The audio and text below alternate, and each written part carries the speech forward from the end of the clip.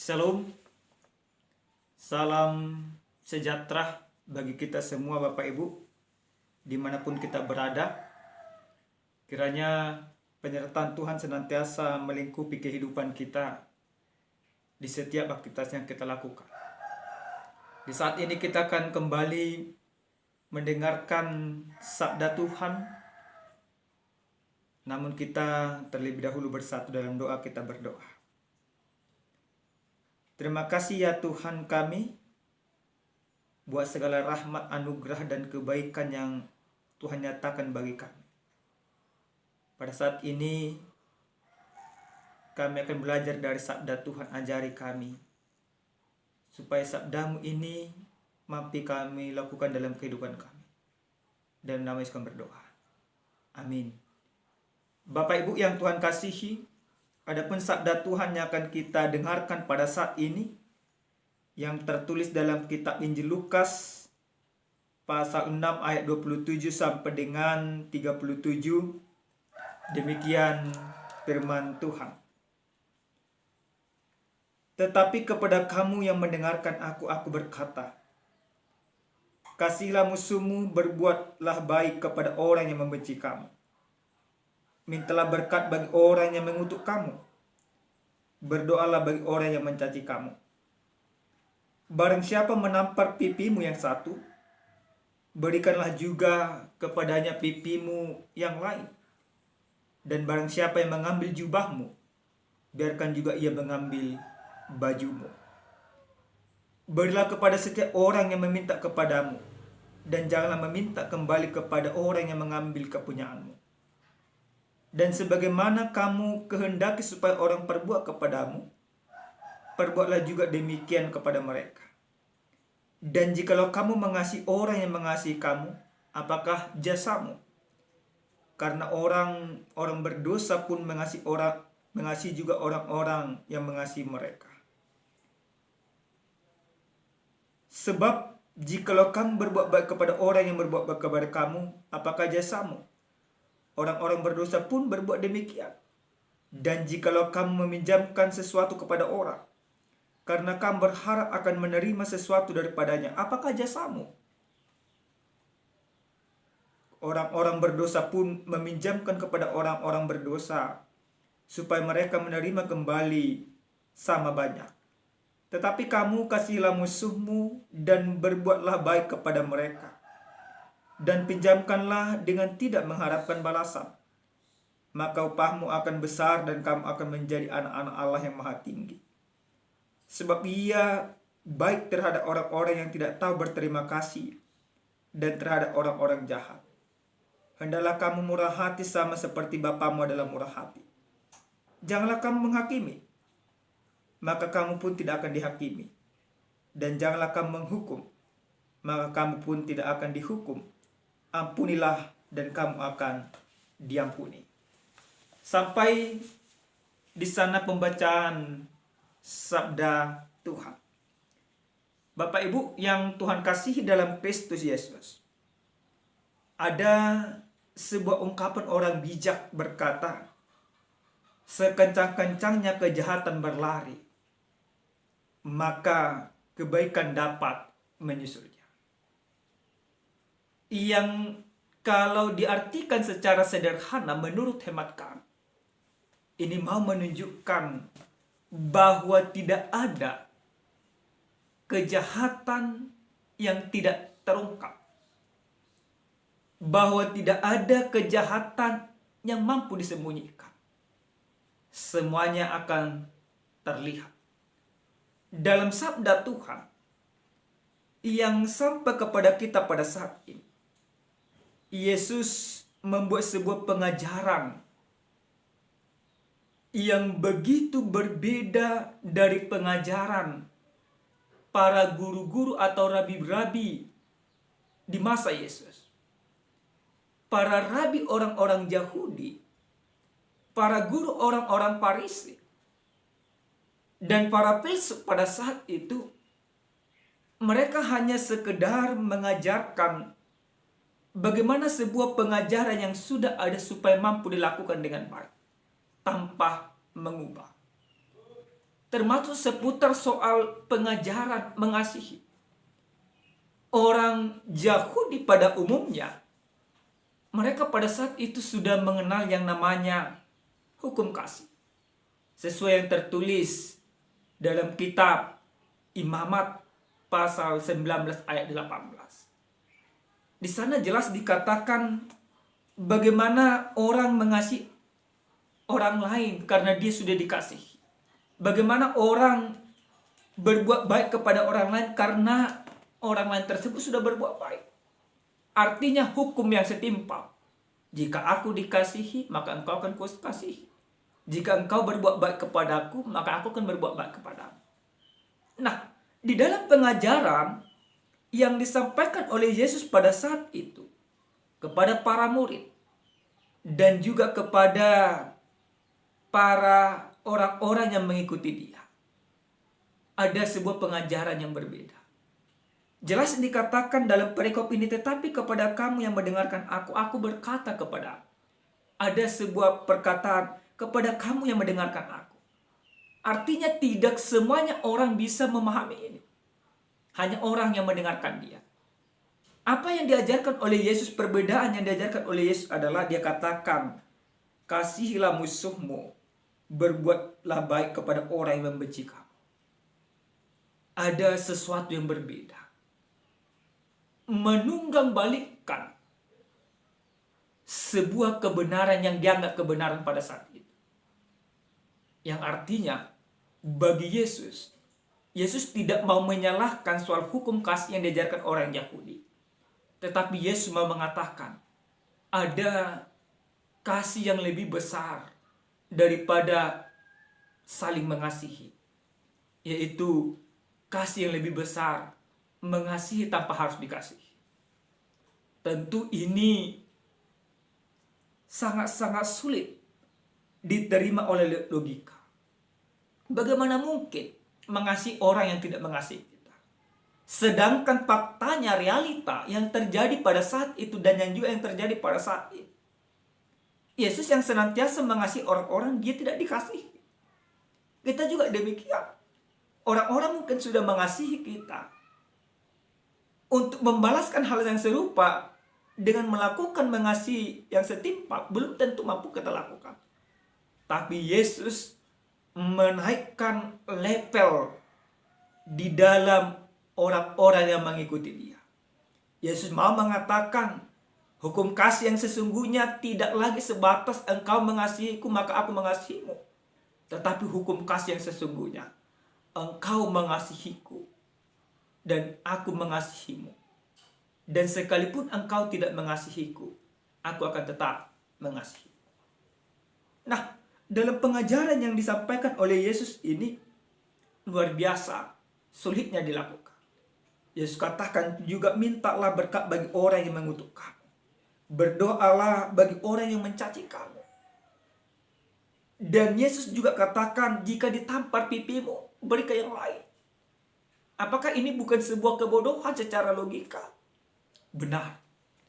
Tetapi kenapa Yesus mengajarkan hal itu? Yang pertama sekali, dalam perikop ini, menurut hemat kami, kenapa Yesus mengajarkan hal itu?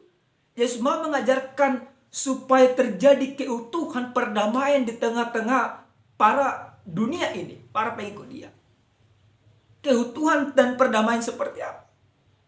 Jika hukum kasih yang dilakukan oleh Yesus ini mampu dilakukan, maka tidak akan ada pertengkaran. Maka tidak akan ada permusuhan. Yang ada adalah kedamaian, yang ada adalah sukacita. Yang ada adalah damai sejahtera.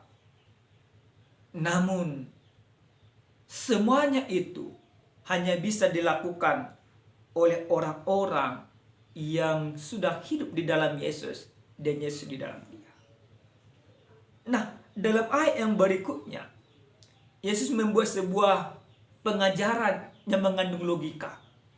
Logika yang dibangun oleh Yesus menurut kami dari firman ini adalah, Yesus katakan, jikalau kamu mengasihi orang yang mengasihi kamu, apakah jasamu? Karena Orang-orang berdosa pun mengasihi juga orang-orang yang mengasihi mereka. Sampai 3 kali Yesus katakan, dan jika kamu berbuat baik kepada orang yang berbuat baik, apakah jasamu? Yesus mau mengatakan secara sederhana, tidak ada bedamu engkau bertuhan atau tidak bertuhan. Orang yang tidak bertuhan pun, orang yang tidak percaya pun, orang yang tidak tahu soal ajaran pun melakukan hal yang baik kepada orang yang berbuat baik kepada mereka. Jadi Yesus mau mengatakan kamu harus berbeda. Tapi perbedaan yang kamu lakukan adalah yang kita lakukan bukan perbedaan yang bodoh, tetapi perbedaan yang benar di dalam Tuhan. Dunia ini menganggap memang perbedaan yang Yesus lakukan ini perbedaan yang bodoh. Tetapi Yesus mau mengatakan perbedaan bagi orang percaya adalah ketika dia mengasihi sekalipun dia tidak mendapatkan hal yang serupa. Nah, Bapak Ibu yang Tuhan kasihi dalam Kristus Yesus, dalam pengajaran yang disampaikan oleh Yesus kepada para pendengarnya dan kepada kita pada saat ini, mau memberikan sebuah kesadaran yang baik kepada kita dalam hal iman. Oleh karena itu, sesuai dengan tema yang sampai kepada kita, dikatakan membalas kejahatan dengan kebaikan. Bagaimana dalam pengajaran ini, Yesus mau menghadirkan segala sesuatu yang benar-benar berbeda di dalam dia. Perbedaannya adalah untuk menjaga sebuah keutuhan di dalam bermasyarakat, di dalam lingkungan, di dalam orang percaya adalah yang pertama sekali, yaitu harus mampu mengasihi. Ini yang pertama. Jika di dalam kehidupan kita, di tengah-tengah rumah tangga, di tengah-tengah lingkungan, kita sudah saling mendahulukan dalam hal mengasihi, maka damai sejahtera akan kita peroleh. Nah, yang kedua Bapak Ibu yang Tuhan kasihi, apa yang boleh kita lihat dari kebenaran firman Tuhan ini? Yang kedua, orang Kristen hadir untuk pelaku kasih, bukan pendengar saja. Nah, Yesus di dalam firman ini, dia katakan para yang mendengarkan aku. Berarti yang mendengarkan Yesus pada saat ini adalah orang Kristen. Orang Kristen diutus ke tengah dunia, orang Kristen hadir di tengah-tengah dunia ini. Tujuannya hanya satu Bapak Ibu. Tujuannya supaya dengan kehadiran orang Kristen ada kasih yang berbeda dengan kasih yang ditawarkan dunia ini. Ada kasih yang murni seperti yang dilakukan oleh Yesus. Maka tanyakan pada saat ini pribadi pas pribadi, apakah kehadiran kita di tengah-tengah kehidupan kita sudah memberikan sebuah pengaruh yang baik? Sudah memperjuangkan kasih yang murni seperti yang Yesus lakukan? Atau kita hanya sebatas mendengarkan pengajaran Yesus tanpa melakukannya? Kalau kita hanya sebatas demikian, maka kehadiran kita tidak akan pernah berfaedah. Yang berikut Bapak Ibu yang Tuhan kasihi, apa yang boleh kita lihat dari kebenaran firman Tuhan ini? Yang ketiga, dengan berbuat baik kepada semua orang, bukti level iman yang berbeda. Nah, hukum yang berlaku pada saat ini, bahkan hukum di negara kita yaitu tentang keadilan sosial, berarti bagaimana kita berbuat baik tanpa terkecuali, khususnya bagi orang yang berbuat baik kepada kita. Tapi hukum yang diberikan oleh Yesus untuk memberikan pembalasan terhadap kejahatan yang kita terima adalah, mari mengasihi orang sekalipun dia tidak mengasihi kita. Mari kita buktikan bahwa level iman kita berbeda dengan mereka. Kualitas kita berbeda dengan mereka. Tidak lagi iman kita hanya sebatas iman yang ikut-ikutan, tetapi harus iman yang murni, iman yang benar, iman yang berbeda. Yang berbeda yaitu mampu mengasihi walaupun disakiti. Jadi Bapak Ibu mungkin di tengah-tengah keluarga di tengah-tengah lingkungan, di tengah-tengah pekerjaan, banyak orang yang menyakiti kita. Jika kita membalaskan yang kita rasakan, maka tidak akan ada kedamaian. Tetapi jika kita tidak membalaskannya, kita mengampuninya, kita mendoakannya, ada kedamaian yang kita terima. Bukan dari dia yang menyakiti kita, tapi dari Tuhan Allah yang kita sembah.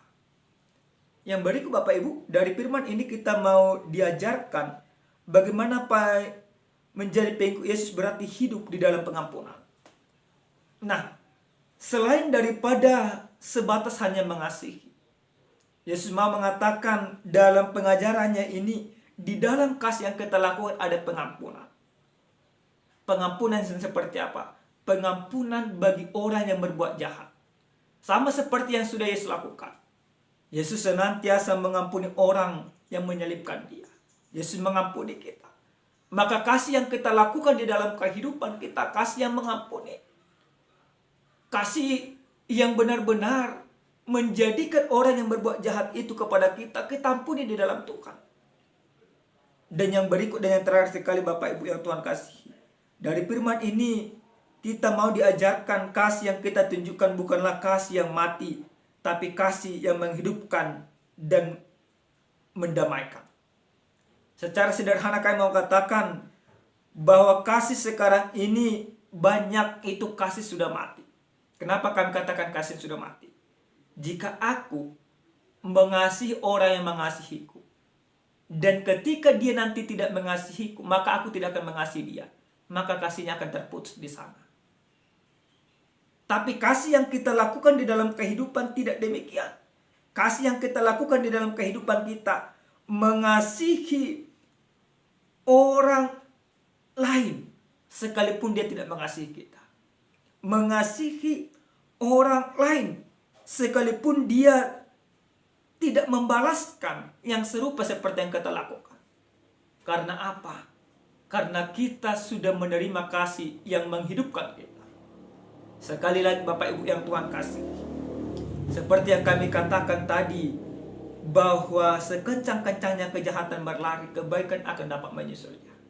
Jadi dari firman ini kita mau diajarkan bagaimana orang percaya di dalam hidupnya membalaskan segala sesuatu, baik yang jahat, baik yang baik, yaitu dengan kasih. Kalau orang berbuat baik kepadamu, kasihi dia. Kalau orang berbuat jahat kepadamu, kasihi dia. Dengan mengutamakan kasih di dalam kehidupan, akan ada kedamaian. Dengan mengutamakan kasih di dalam kehidupan, akan ada sukacita. Dengan mengutamakan kasih yang benar dalam kehidupan, akan ada kerukunan. Amin, kita berdoa. Terima kasih Tuhan kami, buat kebaikan-Mu dalam hidup kami. Kuatkan dan mampukan kami ya Bapa, supaya kami mampu melakukan firman-Mu ini di dalam kehidupan kami. Kami mampu mengasihi walaupun kami tidak dikasihi. Karena kami percaya Allah yang kami sembah dalam nama Yesus Kristus sudah terlebih dahulu mengasihi kami. Ajar kami untuk mampu mengampuni, karena Engkau sudah terlebih dahulu mengampuni kami. Terima kasih Bapa. Dalam nama Yesus kami berdoa. Amin. Shalom. Salam sehat. Tuhan memberkati.